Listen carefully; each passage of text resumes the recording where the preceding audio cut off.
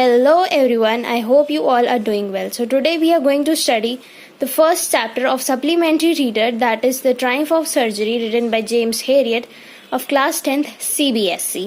देखो, this chapter revolves around three major characters. The first is Mrs. Pumphrey and her dog named Tricky and a veterinary surgeon named Mr. Herriot. So over here I am writing the characters. If you want to note it down, you can note. Dog's name, I know you know it very well, but then also if you want to.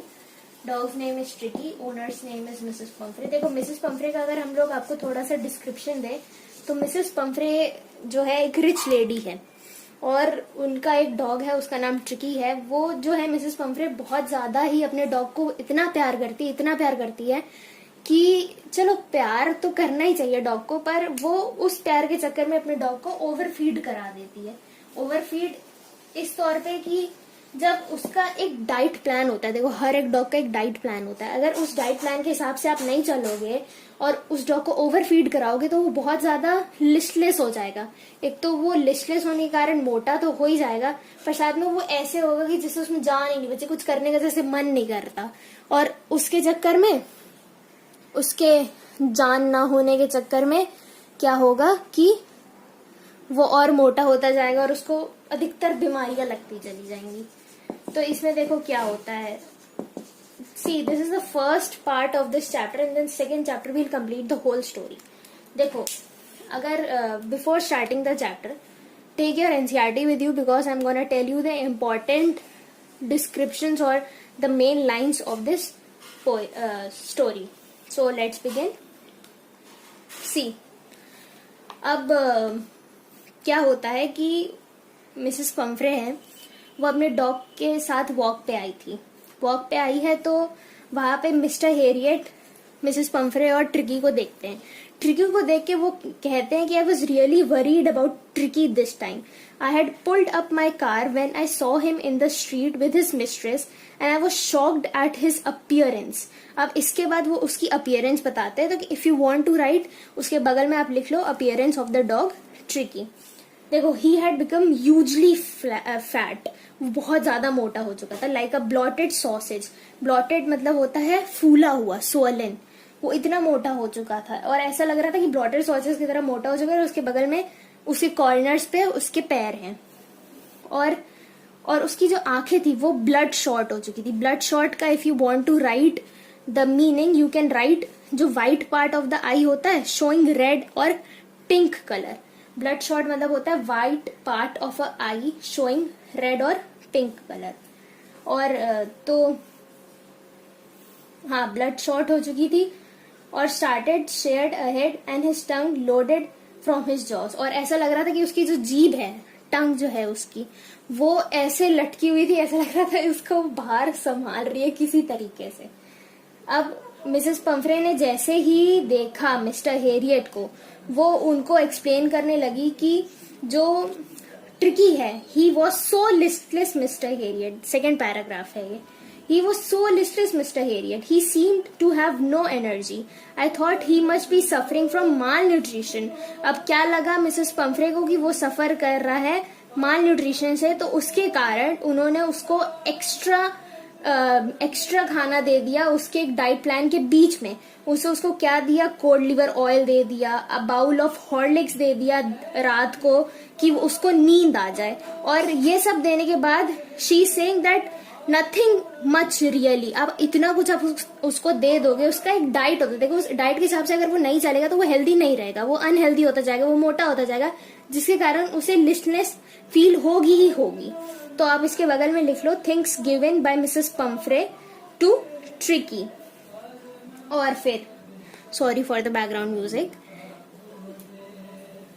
तो फिर and क्या होता है कि he does love cream cakes and chocolates, so I can't bear to refuse him. I looked down again at the little dog. That was the trouble.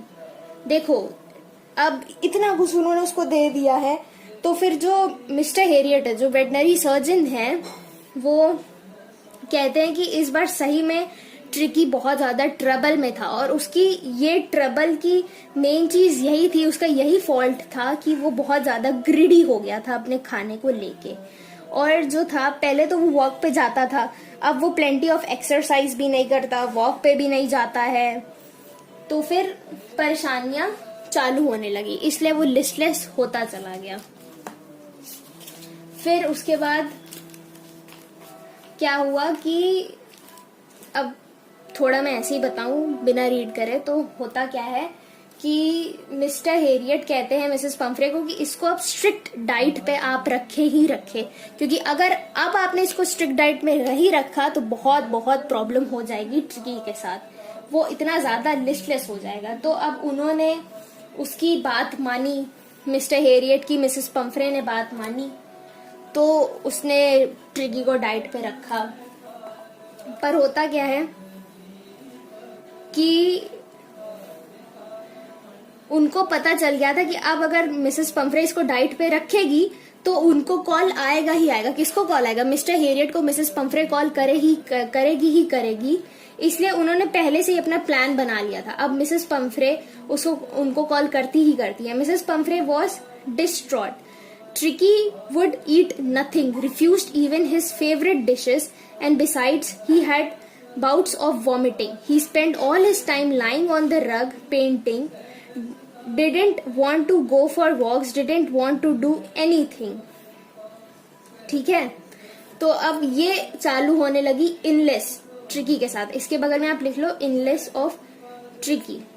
तो उसके बाद ये सब जानने के बाद वो समझ गए थे कि अब ये प्रॉब्लम होनी है, इसलिए उन्होंने पहले ही प्लान बना लिए। The only way was to get Tricki out of the house for a period. I suggested that he be hospitalised for about a fortnight to kept under observation. और देखो, जब तक वो घर पे रहेगा, जब तक वो मिसेस पंफ्रे के साथ रहेगा, तब तक क्या होगा कि मिसेस पंफ्रे उसको मतलब ये सोचेगी कि वो फिर लिस्टलेस हो रहा है, उसको और ओवर फीड कराएगी। तो इसलिए मिस्टर हेरियट ने क्या सोचा कि एक यही तरीका बच गया है उसे अपने घर से बाहर ले जाने का कि वो उसको हॉस्पिटलाइज कर ले। वो मिसेस पंफ्रे को ये कह ले कि आप ट्रिकी को मुझे दे दो, उसे हॉस्पिटलाइज करना है और उसे अंडर ऑब्जर्वेशन में हम ये रखेंगे उसे। तो फिर ये सुनने के बाद जो है मिसेस पंफ्रे बहुत उदास हो जाती है। उसके बाद ये क्या हुआ, जब मिस्टर हेरियट ट्रिकी को लेने आते हैं तो वो डॉग को व्रैप करके देती है एक ब्लैंकेट में, और जैसे ही वो उसे लेके जाते हैं तो जो एंटायर स्टाफ है, जो देखो Mrs Pomfrey was rich lady, तो एंटायर स्टाफ जो होता है मिसेस पंफ्रे का, वो क्या करता है, उसके डे बेड देता है, नाइट बेड देता है, फेवरेट कुशंस देता है, टॉयज देता है, रबड़ देता है, रिंग्स देता है, और ब्रेकफास्ट बाउल देता है, लंच बाउल देता है, सपर बाउल देता है, सब कुछ देता है। तो फिर realizing over here I am see if you are able to see, realizing that my car would never hold all the stuff, I started to drive away। अब ये सब वो देना चालू कर देते हैं। तो उसके बाद ओनर ये बोलता है कि मुझे ये समझ आ गया था कि मेरी कार जो है वो ये सब अब होल्ड नहीं कर पाएगी, इसलिए उन्होंने गाड़ी को आगे बढ़ाना शुरू कर दिया। As I moved off, Mrs Pumphrey with a despairing cry threw an armful of little coats through the window. अब जैसे वो ड्राइव करना शुरू करते हैं, मिसेस पंफ्रे की आंखें जो इतना ज्यादा रो रही थी अपने ट्रिकी को देख के कि मैं ट्रिकी के बिना कैसे रहूंगी, वो क्या करती है, उनका जो कंधा होता है, आर्म होता है, वो छोटे छोटे कोट से भरा हुआ होता है, वो उनके कार के विंडो के थ्रू अंदर फेंक देती है। और फिर क्या होता है, I looked in the mirror before I turned the corner of the drive, everybody was in tears. जैसे ही वो मुड़ते हैं, वो अपने कॉर्नर के विंडो से देखते हैं कि जो सारे पीछे उनके स्टाफ थे, मिसेस पंफ्रे थी, वो सब रो रहे थे। Out of the road I glazed down at the pathetic little animal gasping on the seat of by my side। जैसे ही वो मुड़ते हैं, वो छोटे से एनिमल दैट इज ट्रिकी को देखते हैं जो उनके बगल में बैठा हुआ था। वो I patted the head and Tricki made a brave effort to wag his tail. जैसे ही वो उसके सिर को थपथपाते हैं या छूते हैं थोड़े प्यार से, तो ट्रिकी ने अपनी पूरी कोशिश की, पूरा एफर्ट लगाया कि वो अपना टेल हिला सके। वो कहते हैं poor old lad I said, कहते हैं ओ बेचारे पुअर ओल्ड, मतलब वो ये कहना चाहते हैं ओ बेचारे tricky, you haven't a kick in you but I think I no a cure for you. वो ये कहते हैं कि मुझे पता है कि किक, इसमें देखो यू हैवेंट अ किक, इसमें अ किक का मतलब एनर्जी है, अगर लिखना चाहें तो आप लिख लें you haven't a kick means you have no energy in you and I think I know how to cure you. वो ये कहते हैं कि मुझे पता है कि तुम्हारे अंदर अभी कोई भी एनर्जी नहीं है, अभी ज्यादा एनर्जी नहीं है, और मुझे पता है कि तुम्हें सही कैसे करना है। तो अभी हम लोग यहीं तक रखते हैं चैप्टर, और आप इसको थोड़ा रीड करके देखिएगा, अगर समझ आए, वैसे मुझे लगता है समझ आ जाएगा, तो आप इसको रीड करके देखिएगा और आपको ये समझ आ जाएगा। अब तो फिर हम लोग अब नेक्स्ट पार्ट में यहाँ से पूरा शुरू करेंगे एट द सर्जरी, जब वो उनके घर जाते हैं, और पूरा खत्म कर देंगे। तो I hope you liked my video and liked my explanation, so subscribe my channel and stay healthy, stay happy because it's corona time. So like my video, subscribe my channel for more videos. Till then, stay happy and stay safe. Bye bye.